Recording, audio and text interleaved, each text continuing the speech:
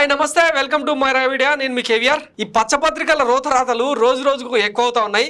దాంతోపాటు ఎన్నికల సంఘానికి ఇస్తున్న పనిలేని పసలేని వాదనలు పిటిషన్లతో ఎన్నికల సంఘం అంటే పనితీరునే డ్యామేజ్ చేసేలాగా వీళ్ళు వ్యవహరిస్తున్న తీరు ఈరోజు చాలా దుర్మార్గంగా మారింది. నిన్న నాగన్న సర్వేలో సైతం కూడా ఈ అంటే కూటమి రోజు రోజుకు వెనుకబడుతున్న దానికి కారణాలు ఏంటంటే వాలంటీర్ వ్యవస్థ ప్లస్ ఎన్నికల సంఘానికి ఇస్తున్న కంప్లైంట్లు బాగా డ్యామేజ్ అవుతున్నాయని చెప్పినా కూడా ఈ రోతరాతలు రాసే రాధాకృష్ణకు రామోజీరావుకి ఇంకా సిగ్గొస్తలేదు.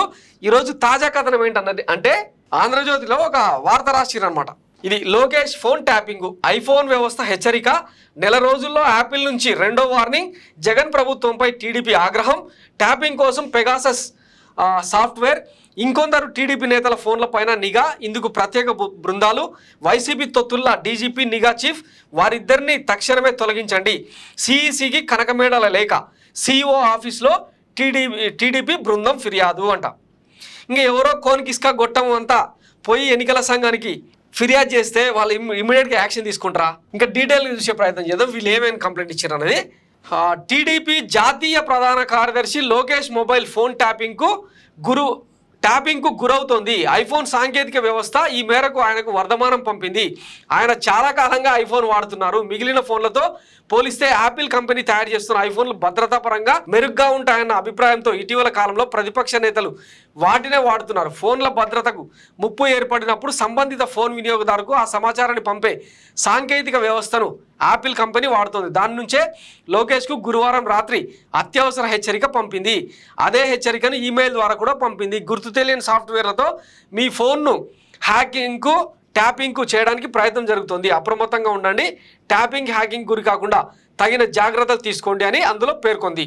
ఈ సందేశం వచ్చిన వెంటనే లోకేష్ సంబంధిత సాంకేతిక నిపుణులను సంప్రదించి వారి సూచనలను పాటిస్తున్నారు. గత నెలలో కూడా ఆయనకు ఇదే మాదిరిగా హెచ్చరిక సందేశం వచ్చింది.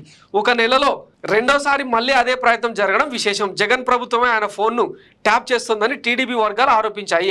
ఐఫోన్లను సాధారణ సాఫ్ట్వేర్లతో ట్యాపింగ్ చేయడం సాధ్యం కాదు. ఇజ్రాయెల్కు చెందిన పెగాసస్ వంటి అత్యున్నత సాఫ్ట్వేర్లతో మాత్రమే వాటి ట్యాపింగ్ సాధ్యమవుతుంది. పెగాసస్ సాఫ్ట్వేర్ను వైసీపీ ప్రభుత్వం ఇజ్రాయెల్ నుంచి కొనుగోలు చేసి వాడుతోందని మేము అనుమానిస్తున్నామని టీడీపీ ముఖ్యుడు ఒకరు తెలిపారు. ఒక్క లోకేష్ ఫోనే కాకుండా మరికొందరు టీడీపీ నేతల ఫోన్లను కూడా దొంగచాటుగా వినే ప్రయత్నం జరుగుతుందని ఆ పార్టీ నేతలు భావిస్తున్నారు. ఇది వీళ్ళ బుద్ధిమాంద్యం అనమాట. అంతా హాఫ్ నాలెడ్జ్ గాళ్ళు, దేడి దిమాగ్ గాళ్ళు.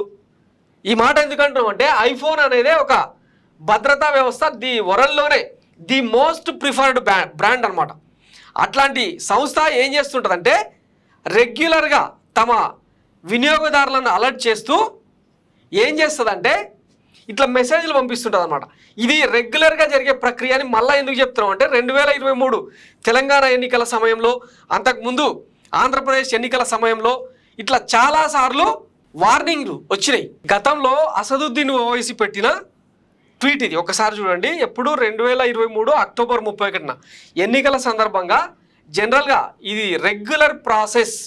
ఇది చూడండి, alert, state sponsored attackers may be targeting your iPhone. Apple believes you are being targeted by state sponsored attackers who are trying to remotely compromise the iPhone associated with your Apple ID. These attackers are likely targeting you individually because of who you are or what you do. If your device is compromised by a state sponsored attacker, they may be able to remotely access your sensitive data, communications or even the camera and microphone.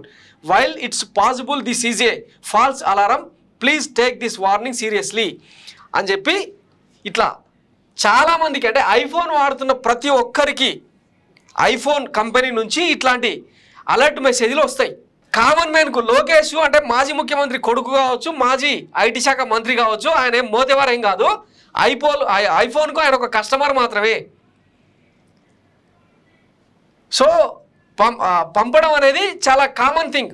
దాన్ని పట్టుకొని వీళ్ళు ఇట్లాంటి రోతరాతలు రాయడం ఏందో, ఏమైనా sense ఉందా? ఈయన IT శాఖ మంత్రికి ఎట్లా మంత్రి అయిండో ఇక ఆంధ్రప్రదేశ్ ప్రజలకే తెలియాలి. గతంలో ఇదే చంద్రబాబు ప్రభుత్వంలో ఏబి వెంకటేశ్వరరావును అడ్డం పెట్టుకొని గతంలో వైఎస్ఆర్సీపీ నేతల ఫోన్ ట్యాపింగ్ బాజాప్తా దొరికిపోయినరు. పార్లమెంట్లో కూడా పెద్ద పంచాయతీ అయింది. సాక్షాత్తు పశ్చిమ బెంగాల్ ముఖ్యమంత్రి మమతా బెనర్జీ ఈ పెగాసస్ సాఫ్ట్వేర్ను అంటే తనకు సజెస్ట్ చేసింది చంద్రబాబు నాయుడు అని చెప్పి ఓపెన్ స్టేట్మెంట్ ఇచ్చింది ఆమె. ఇప్పుడు దొంగలెవరు? ఇంకా దీని సంగతి పక్కన పెడితే 2015లో మీ నాయన చంద్రబాబు నాయుడు రేవంత్ రెడ్డిని పంపించి 50 లక్షలు అడ్వాన్స్ ఇచ్చిన కేసులో వేమనారాయణ రెడ్డిని ఎమ్మెల్సీలు చేయాలన్న కేసులో ఓటుకున్న కేసు ఎట్లా తెర మీదకి వచ్చింది? ఆ రోజు మీ నాయన మాట్లాడిన మాటలని తెలుసా?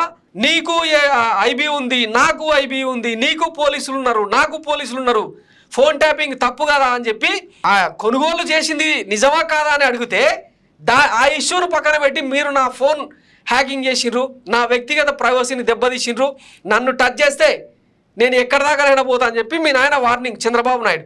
ఇది వీళ్ళ దిక్కుమాల రంకుబాగోతాం. వీళ్ళు చేస్తేనేమో సంసారం.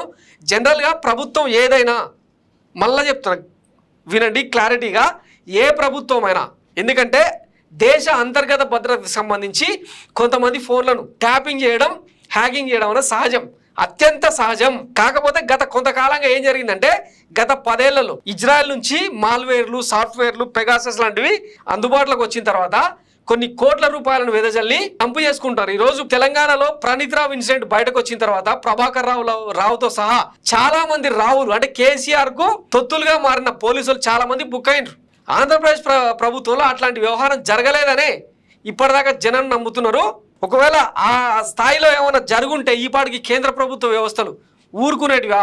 అసలు జగన్మోహన్ రెడ్డికి నీలాంటల్లా చీప్ మెంటాలిటీ గల నాయకుల ఫోన్లు వినాల్సిన అవసరం ఏముంది? 151 సీట్లతో బంపర్ మెజార్టీని ఇచ్చింది ఆంధ్రప్రదేశ్. ఆయన ప్రజలకు ఎట్లా మేలు చేయాలని ఆలోచిస్తున్నాడు తప్ప ఇట్లా మీ ఫోన్ ట్యాపింగ్లు అంటే దొంగతనంగా చెవులు పెట్టి వినాల్సిన అవసరం కానీ అగత్యంగానే ఆయనకు లేదనే ఆంధ్రప్రదేశ్ జనం నమ్ముతున్నారు. మీకుంటాయి అట్లాంటి లుచ్చా పంచాయతీలు, చీప్ మెంటాలిటీ, చీప్ ట్రిక్స్. అందుకే ఏబీ వెంకటేశ్వరరావు సస్పెన్షన్ అయ్యి ఈరోజు డిఓపిటీలో ఆయన అటాచ్ అయి ఉన్నాడు. ఇప్పటికీ సస్పెన్షన్ ఎత్తేయాలి. ఇవన్నీ మనం చెప్పాం. ఎంతసేపు ఈయన ఒక మోతవారి, ఈయన ఫోన్ ట్యాపింగ్ అవుతుందంటే ఇక ప్రళయం వచ్చినట్టు, హుదూద్ తుఫాన్ వచ్చినట్టు ఫీల్ అవుతున్నారు ఈ తెలుగుదేశం వాళ్ళు. సిగ్గుండాలి కదా ఇది ఈ రోదరాతలు రాసేదానికి. ఇంకా జనం నమ్ముతారు అనుకుంటున్నారా? సో ఇది మిత్రులారా ఈ పచ్చపత్రికల పిచ్చితనం, రంకు భాగవతం ఇట్టుంటుంది. సో దీన్ని నమ్మాల్సిన అవసరం లేదు. ఇది ఒక రొటీన్ ప్రాసెస్. ఐఫోను తన కస్టమర్లకు అందరికి కూడా అలర్ట్ మెసేజ్ పంపించడం అనేది రొటీన్ ప్రాసెస్, అంతకుమించి ప్రాధాన్యత లేదు. ఎన్నికల సంఘానికి 1-2 నెలల వ్యవధిలో చాలా పని ఉంటుంది. ఇట్లాంటి పిచ్చి పిటిషన్లకు, పిచ్చి ఫిర్యాదులకు వాళ్ళు స్పందిస్తారని ఎవరు అనుకోవట్లేదు. సో మీరు కూడా లైట్ తీసుకోండి. Thanks for watching Myra Media. నేను మీ కేవీఆర్. Thank you.